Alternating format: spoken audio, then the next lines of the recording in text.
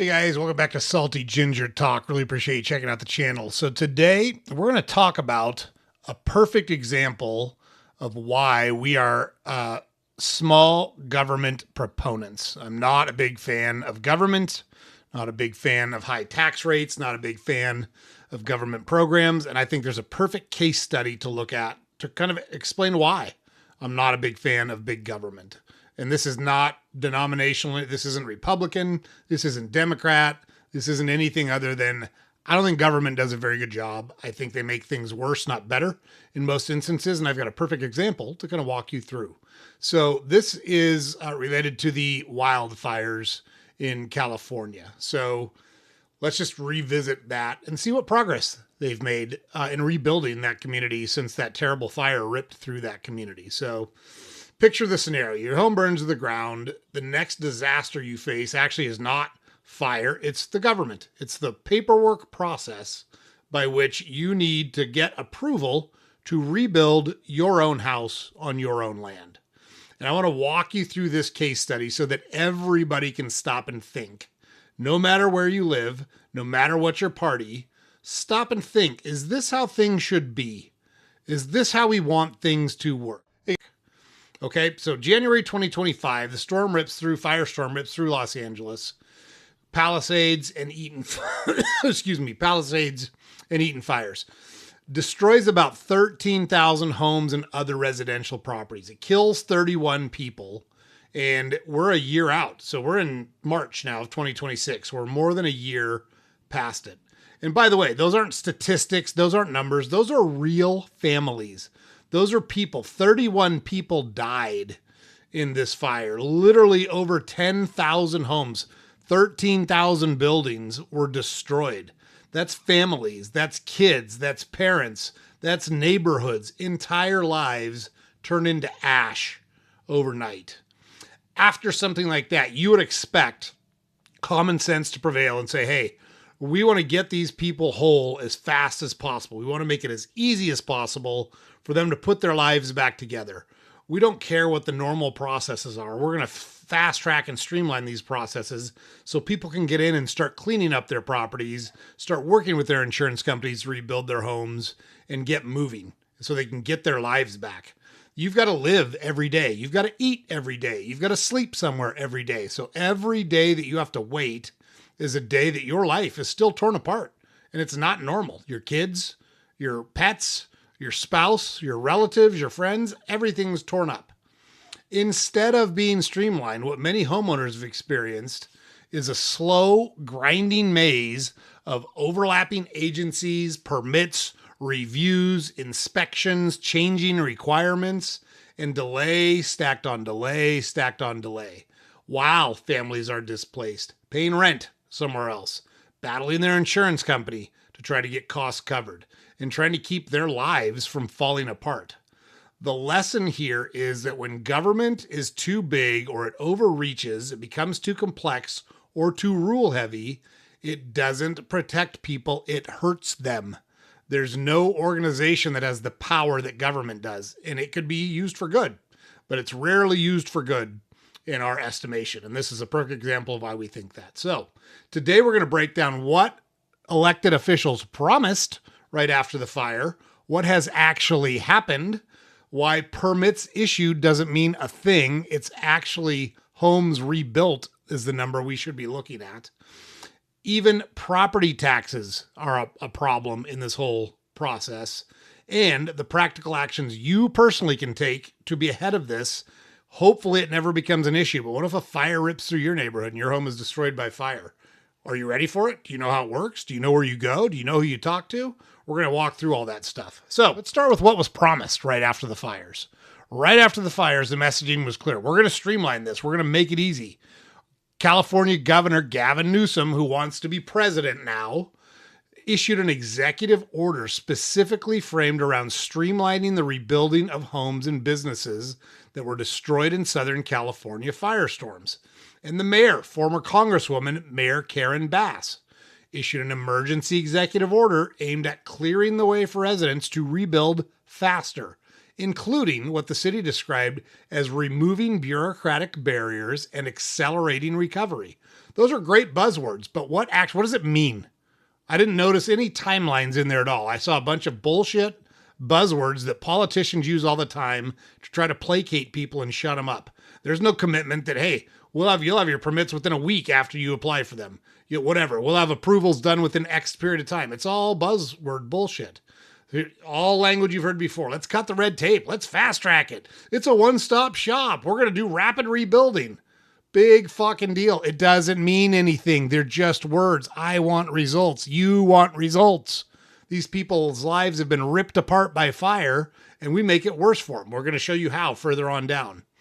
Did the system actually produce speed where it mattered? Finished homes, families back in neighborhoods. No, it did not. Let me break the suspense for you. In the real world, you don't live in a press conference. You don't live on a permit. You live in outcomes, in houses that are rebuilt. So here's the reality check. Fire moves fast. Loss is immediate. Displacement is now. Bureaucracy moves like a fucking glacier. And bureaucracy abounds in our government agencies across the country. At the 1 year mark, remember how many homes and buildings did I say was destroyed or were destroyed? 13,000, right? At the 1 year mark, the Associated Press is reporting that fewer than a dozen homes, 12, 12, had been rebuilt in Los Angeles County since the fires began on January 7th, 2025. 13,000 destroyed. 1 year later, 12 have been rebuilt. Read that again. 12. Fewer than 12, actually, have been rebuilt. That's government at work right there. Now, you might hear other numbers depending on how someone defines rebuilt, where they draw boundary lines, which jurisdiction they're focusing on. And that's fine. You can talk about that, and I think details matter and they're important. But keep in mind, this is one of the games the bureaucracy plays. Sometimes intentionally, sometimes not. They do it so that they can obfuscate the numbers, fool you with statistics, and stop you from focusing on how many people are back in their homes. Let's start there. I don't give a shit what the jurisdiction is or the boundaries are or the cities are. How many people have been able to rebuild their homes and move back in 1 year and 2 months later? How many? I want to know. How many? Less than a dozen. Some officials emphasize permits issued. Big fucking deal. That doesn't mean anything because once the permit is issued, there's a Byzantine process you have to follow to rebuild your home. Plans reviewed, projects in progress, so what? Doesn't mean anything. How many people are back in their homes? It's been 14 months. How many people are back in their homes? Homeowners emphasize what they can see. Empty lots, no progress, no start, no people back in neighborhoods. These are all people that are living somewhere, paying rent somewhere, living in a hotel, staying with family or friends, right? A permit's not a home. A plan review is not a front door key. A press release is not a family back in their neighborhood. Those things are meaningless. They're for politicians. They don't impact the real world of real people. Cal Matters put it bluntly, the pace of permitting can look relatively fast if you look at it on paper, but freshly pulled permits are not completed homes, plain and simple. That's the point.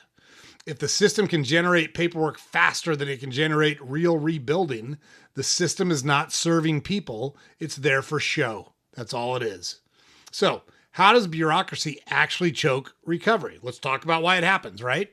It's easy to sit here and rail. Let's get into the nitty-gritty of things. Lesson here isn't California is different. I'm not picking on California. This process sucks in most places. Any place with enough layers of rules and agencies can reproduce this bureaucratic molasses or tar pit that people are trying to navigate. First problem is overlapping authorities. In modern government, rebuilding isn't one approval. It's just not. It can involve multiple departments and overlapping jurisdictions, city, county, state, plus special districts, utilities, and sometimes coastal or environmental regulators, depending on location and zoning. If even one layer says yes and another layer can slow walk you, send you back for revisions, add requirements, or just take time because the pipeline is clogged. So great, you've got a permit. What about all the other agencies that you have to get to sign off so you can move forward? Nobody says anything about those. That's why there's less than 12 homes rebuilt 14 months later. When you hear leaders saying we're streamlining, that means shut up. I don't want to answer your question. What they're really admitting is that the default system sucks. Streamlining means the normal process sucks. So we're going to try to make it a little bit better because we're under scrutiny by the nation because of these terrible fires. The problem here is process stacking. Here's what process stacking looks like. You submit documentation. You wait. You get comments back. You revise your plans. You resubmit your plans. You wait again. Then you get approval, but you still need inspections to happen. Then there's more changes because what the inspectors want to see, which may or may not be exactly what's written in the building code. And then another sign off. Each step may seem reasonable on its own, but when you stack them all up together, it's the reason that projects take months and months and months while we're sitting waiting for someone to sign off on something. The steps pile up, and especially after a mass disaster, when you've got 13,000 buildings that are trying to be rebuilt, people waiting to get back in them, families waiting to get back in their homes and neighborhoods, children waiting to get back to their schools, people spending money on rent and staying with families and all the things that we've talked about. You get paralysis because the system can't handle it, and no one will have the common sense to make an exception and say, just go ahead. Just rebuild your house, man. And the cruelty is people are going through it often. These people are generally the least equipped to spend their lives managing a bureaucratic project because they're trying to keep their jobs. They're trying to keep their kids stable. They're fighting with and or working with their insurance company. They have to find and maintain temporary housing. They're trying not to go bankrupt because that stuff's expensive. They're trying to keep their marriage together because that's a very stressful situation for a couple to deal with. And they're trying to maintain their mental health. Like, it's really hard to say, hey, all the shit I had is gone. It all burned up. All the childhood memories, all the mementos, all the things of sentimental value, poof, gone overnight through no fault of your own. That leads to a darker truth here, which is slow systems reward the wealthy and punish the average person. And most people aren't wealthy. Most people are in that big part of the bell curve. They're pretty average. And so this is impacting literally thousands and thousands of households and families. Okay, streamlining is a buzzword. Streamlining doesn't mean the process is better. It means it might be less cumbersome than it was, but it doesn't mean it's good. Government can announce streamlining all at once and still leave people stuck in this quagmire of problems and paperwork and bureaucracy to deal with. The Cal Matters reporting highlights the same tension. Permitting can move, but completion and the experience of rebuilding can still feel painfully slow, and that gap matters. From a citizen's standpoint, it doesn't matter how many internal gaps were technically shortened if the end result is here we are a year later and my lot is empty and I don't have a home to live in. Cool story, bro. Your process is streamlined. It still sucks. It reminds me of the movie War Games in I think it was 1984, when the colonel finally says, after special or careful consideration, I've determined that your computer system sucks, while he's waiting to try to avoid a computer-generated world war. It's awful. It's an awful system, and there's perfect example right in front of you. Pay attention to it. That is government in action right there. Bureaucracy loves activity, not outcomes. We focus on outcomes here in the real world. What did you actually get done? Not what did you do? What did you get done? This is one of my biggest problems with modern institutions and the modern mindset around government. I don't care what the intentions were. The intentions were great. Socialism sounds great to me. Like, it sounds awesome that everybody can have what they need and nobody needs a whole bunch extra. That sounds great. It's just bullshit. It doesn't work.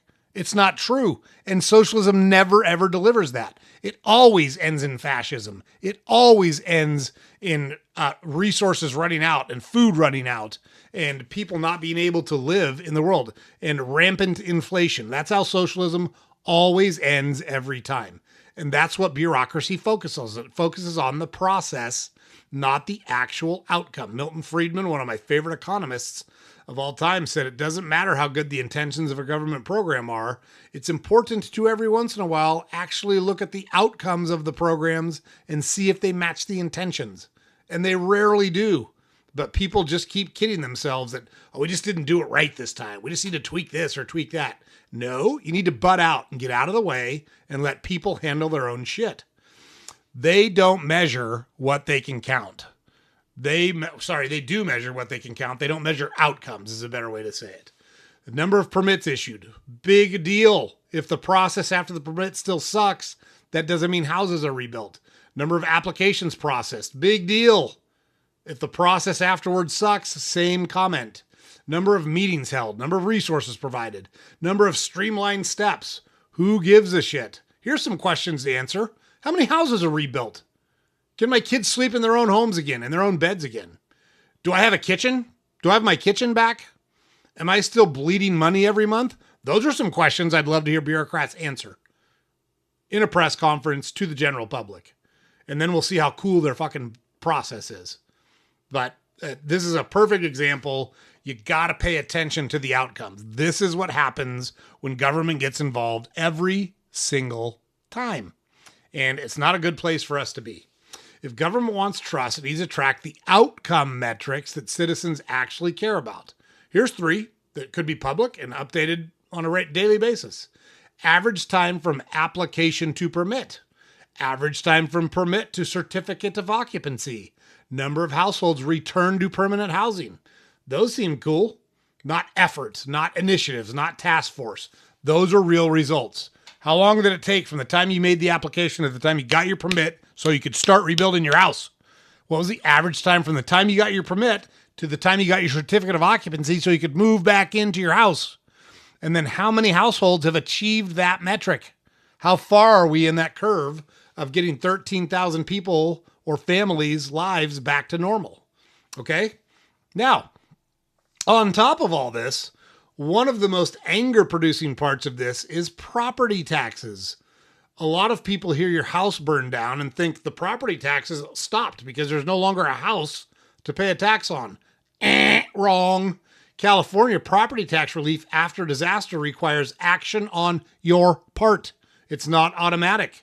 You often must file a claim with the county assessor to qualify for some relief, not total relief, but some relief. The California State Board of Equalization states that to qualify for property tax relief under Section 170, you must file a claim with the county assessor within the required time window, often within 12 months of the damage or destruction, or as specified by county ordinance. So, your life is torn apart, you're living in a hotel, all your stuff is gone, you're waiting for your permit, and oh, by the way, you still owe us property taxes unless you fill out this form in triplicate. Can't make it up. Like you cannot make it up, no one would believe it. Los Angeles County's assessor also describes misfortune and calamity tax relief and the need to apply to be eligible. So here's the point. I want to say it very carefully and very accurately. Even when relief exists, bureaucracy still punishes people because relief requires forms, deadlines, filings, documentation, and follow through at the exact moment people are least able to do it. Welcome to bureaucracy. Welcome to government. This is what people want more of. It's wild to me. I don't understand it at all. It's a part of what I'm trying to convey here to everybody that's listening. When government gets large and rule heavy, it often doesn't show compassion by default. It's heavy-handed and draconian by default. It only shows you compassion if you're willing to jump through the hoops and complete all of the processes required. And if you miss a step, you're screwed. You pay. Tough rocks. Unacceptable. That's not a system built for human beings. That's a system built for control and compliance. And it's bullshit. It's not how we founded this country. We've allowed it to go on for too long. We need to push back. By the way, this doesn't just cost money. It costs people lives. This episode is not left. It's not right. It's not Democrat. It's not Republican. It's none of those things. I'm not taking a political side on this at all. I'm saying big government sucks. Government bureaucracy sucks. We've allowed way too much of it to happen. It's time to get rid of as much of it as possible. It's about the reality. A system can have good intentions. I don't think most people wake up and say, I'm going to go to work and screw with people today. I don't think that's true at all. I think people that work in government are well-intentioned for the most part. But it can still create terrible outcomes if it's too complex, if it's too layered, if it's too slow, if it's too protected from accountability, which many government systems and programs are, and if it becomes too obsessed with procedure. And after a disaster, that's a moral issue. That's no longer a procedural issue. That's a moral issue. Delay isn't neutral. Doesn't not have an impact on people. Delay has consequences. Families remain displaced. Kids stay unstable. People go deeper into debt. Communities fracture. Businesses disappear. And the recovery becomes a slow bleed out instead of a rebuild. When politicians promise streamlining, but the results are microscopic compared to the scale of destruction, people learn the truth. And that's what we're trying to get to right now is the truth. In a crisis, you find out how good a system is and what it's actually designed to do. And that system in California, like many other places, I'm not actually picking on California. It's just an easy example to point out. But that system is designed to control people. That system is designed to maintain authority over people. It's not designed to help people. It's not designed to keep people safe. It's designed to control people. Government systems are designed to process paperwork, not serve people, not restore lives quickly, not make their community better. Not at all. So, what do? We can get angry. You've listened to me rant now for however long I've been talking, and totally got it. But what do?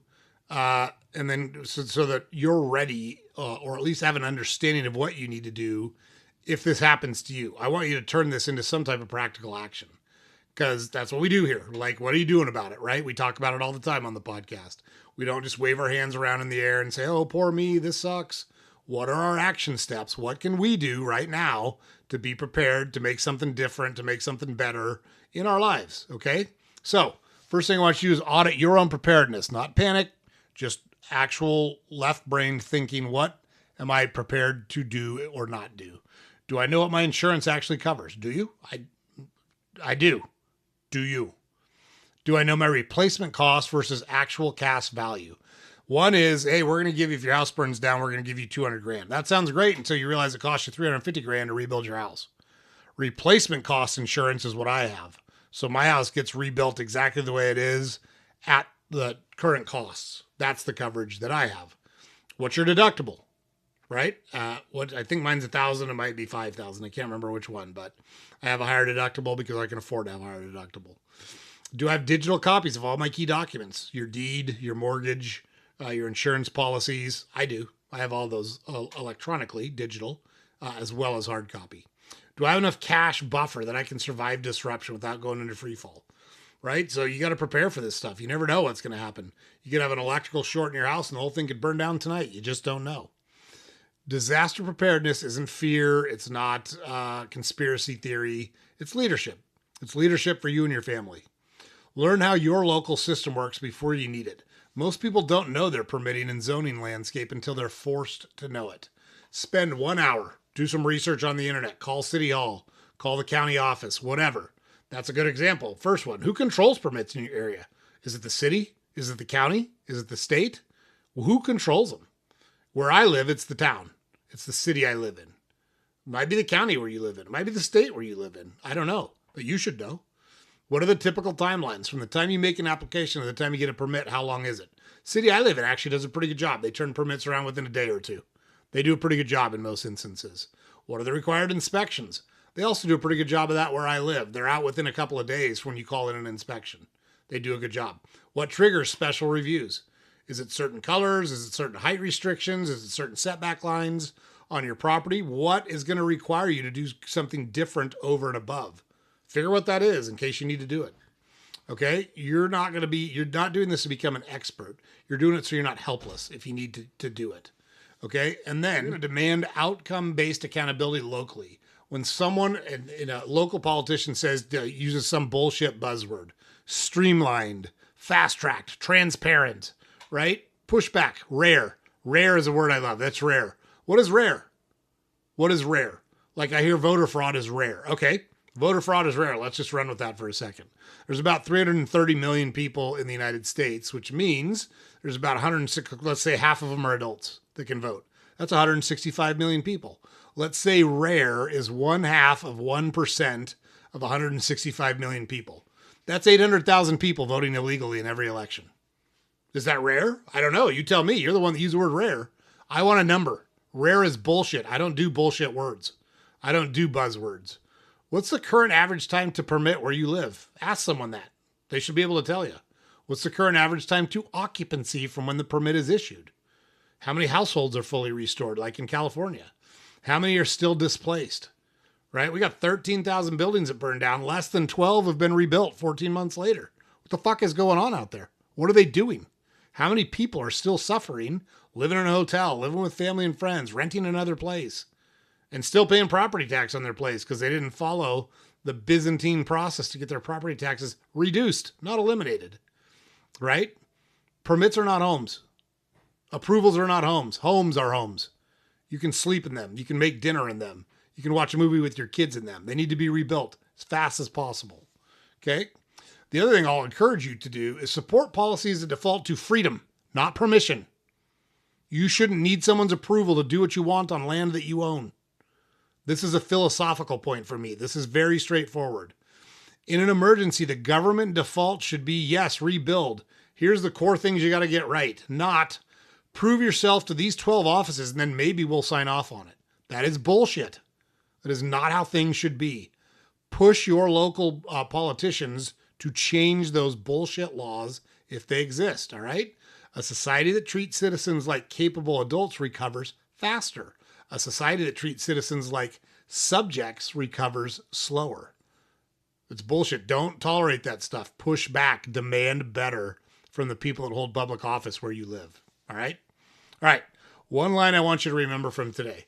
Bureaucracy is suffering organized into steps. That's all it is. Please, please, please, can I rebuild my house on the property that I own, please? Seriously, what are we doing? What are we doing with this? California, 13,000 homes burned down. There's less than 12 rebuilt. It's been 14 months. That guy wants to be fucking president, by the way. That guy wants to run the country. Not only did he manage to do that, but the budget went from a surplus to, what was it, a $6 billion deficit? No, theirs was $15 billion, right? Cool. Yeah, let him run the country. Sounds great. What could go wrong? Unbelievable. So bureaucracy is suffering. And anyone that wants to stick to bureaucracy, we got to get rid of them. They got to go. Government needs to default to freedom, not rules and regulations and processes. When government becomes too big, too complex, too insulated, it stops not being held accountable. It stops being a tool for citizens and starts being a barrier that citizens have to fight through. We've all been there. We all know what that's like. We got to call bullshit on it. Fire destroys fast. That's what it did in California. Within a couple of days, 13,000 places burned to the ground. Government is slow. Here we are 14 months later. Less than 12 have been fully rebuilt. What the hell are we doing? There's thousands of families in limbo because government processes suck. So, wherever you fall politically, I don't care. Be a Democrat, be a Republican, do whatever you want. I don't care. The whole point here is you should be ready to deal with this stuff when it happens. You should learn the system before you need it. You should demand outcomes, not proclamations and buzzwords and press conferences. I'm so tired of press conferences and, oh, this senator dunked on this witness and this congressperson dunked on that witness. Who are we holding accountable? People are stealing money from the government. People are doing underhanded things. Who's going to jail? Who has to pay money back? Who's being fired from their roles because they did such a terrible job? Those are the things I'm interested in. I want outcomes. I want action. I don't want platitudes. I don't want fancy words. I don't want buzzwords. I want results. Demand results and outcomes, not announcements and speeches. And never forget that freedom is not abstract. Freedom is the ability to rebuild your life without begging someone for permission to do it. I would rather live on my feet than die. I'd rather die on my feet than live on my knees every day of the week without question. This is a perfect example. What's going on in California is a perfect example of government in action. And I'm not against government employees. I'm not against people that work for the government. It doesn't matter where it is. This happens to be California. This could be almost anywhere. Government processes suck. And we need to push back on these stupid processes that prevent people from living their lives and disenfranchise them for long periods of time. Okay, that's the episode for today, guys. That's my rant. Hope you liked it. If you did, Make sure you share it with somebody. Make sure you leave us a comment. Share your experience dealing with government agencies that suck, because we've all done it and we will all have to. I've dealt with awesome government agencies too. I've dealt with tons of awesome people that work in government. I'm not anti-government in any way, shape, or form. I'm absolutely anti-big government, and I'm absolutely anti-government that prevents you from living like a free person in a free society. I'm anti that all day long. 100%. So James puts it up over here every day. Head over to our website, saltygingertalk.com. All the podcast episodes are there. Links to all the social media accounts are available there. We publish a newsletter every weekday. You can subscribe to there. Make sure you like, share, comment, subscribe to our podcast, whatever platform you consume it on. We do a live stream every Thursday, 6 p.m. Eastern time. Make sure you check out that live stream. We'll do episodes like this to help you think about things a little bit differently. We'll keep our awesome interviews with awesome people. We've got great guests lined up that we haven't published yet. You're going to love all the ones we have upcoming, just like you love all the ones we've already published. Going to help you build a great life. You don't want to miss anything. Make sure you check out our next episode. We'll see you there.